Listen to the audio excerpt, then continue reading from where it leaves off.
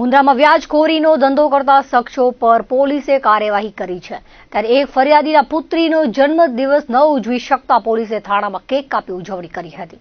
મુન્દ્રાની અલકનંદા સોસાયટીમાં રહેતા અને ઉમિયાનગરમાં ફ્લોર મિલ ચલાવતા ધંધાર્થીએ મુન્દ્રાના બારોઈના વ્યાજખોર શકીલ દુહિયા પાસેથી થોડા વર્ષો પહેલા વ્યાજે રૂપિયા લીધા હતા। થોડા સમય પહેલા ફરિયાદી પોતાની પુત્રી અરફાના જન્મદિન માટે કેક લેવા જતો હતો, ત્યારે શકીલે ખિસ્સામાં પડેલા 170 રૂપિયા લઈ લીધા હતા। ફરિયાદી જન્મદિન ઉજવી શક્યો ન હતો। ફરિયાદીએ પીઆઈ રાકેશ ઠુમ્મરને પોતાની આપવીતી જણાવી હતી। પોલીસ મથકમાં બાળકીના હાથે કેક કાપી જન્મદિવસની ઉજવણી કરી એક અનોખી પહેલ કરી હતી। પોલીસ પ્રજાનો મિત્ર છે એ ઉક્તિ સાર્થક કરી હતી।